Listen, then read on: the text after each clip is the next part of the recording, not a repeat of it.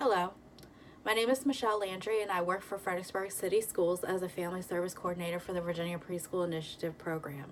As a case manager, I work to promote stability and school readiness for families of preschool children.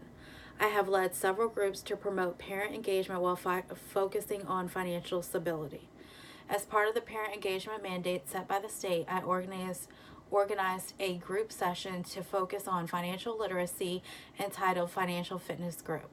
This is a closed group for families enrolled in the preschool program. The meeting was held on April 25th from 12 to 2 at a local restaurant. The preschool program provided lunch for the event.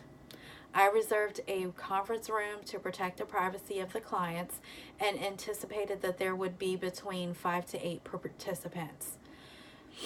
I specifically targeted families who are currently experiencing homelessness. The meeting lasted for 2 hours and participation was voluntary. This type of activity is something that I incorporate as part of the program offered to families on an annual basis. I serve as the group leader and facilitator for the duration of the meeting. This is the second time I have attempted to have this meeting. The first, I only had one participant.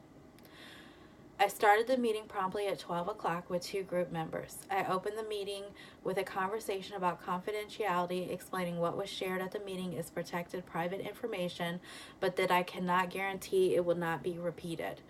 I asked the members for permission to correlate the meeting with my school group leading project. There were no objections. We began to discuss the home visits, no school day, and led into kindergarten registration. We talked about the paperwork needed and another group member joined us. I again went over confidentiality and the group project piece. We continued the conversation, catching up the new member. We waited to begin the project as one parent texted she was on her way to the meeting. Another client called and said she was on the way to the hospital and could not make it. I checked in with each group member to see where they were in the moment and also to see what progress they had made since our last conversations. One of the members was quieter than the others, and I asked her open-ended questions to draw her out and bring her into the discussion. I spent time actively listening and reflecting by restating the main idea back to the client and asking questions for clarity and deeper focus.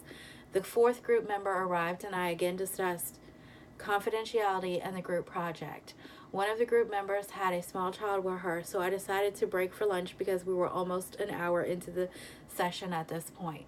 While we ate lunch, we continued to discuss parenting tips and techniques. I cut one member off a couple times to bring in a quieter member and get her feedback on certain situations. I wanted her to feel incorporated in the group process. After lunch, we began our discussion of budgeting, obtaining credit reports, and financial stability.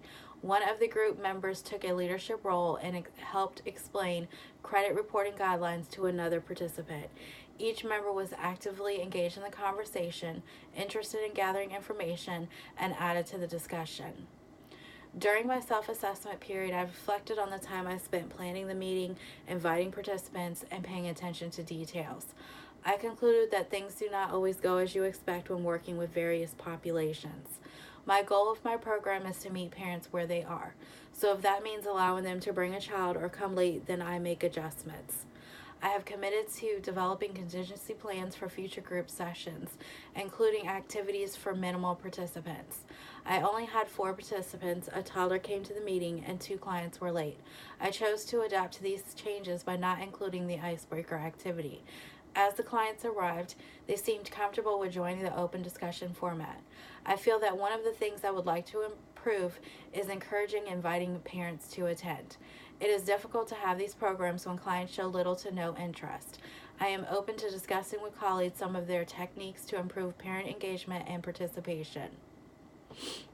I enjoyed spending time with parents and getting to know them on a deeper level. The ladies in my group seemed to really appreciate adult time to discuss parenting struggles, upcoming events, and financial stability. I believe I was able to make some connections between group members. They were continue to attend school functions together as their children are the same age. I feel that I was able to lead the group through an empathetic understanding of client needs. I brought out client strengths and encouraged members to set goals for themselves. I allowed for some members to take a leadership role while drawing out members that were less comfortable with speaking. One area I would like to work on is my self-confidence, being sure of myself and who I am as a counselor. As I continue to lead groups, I believe my skills will improve as evidenced by my ability to adjust to unexpected circumstances. Thank you.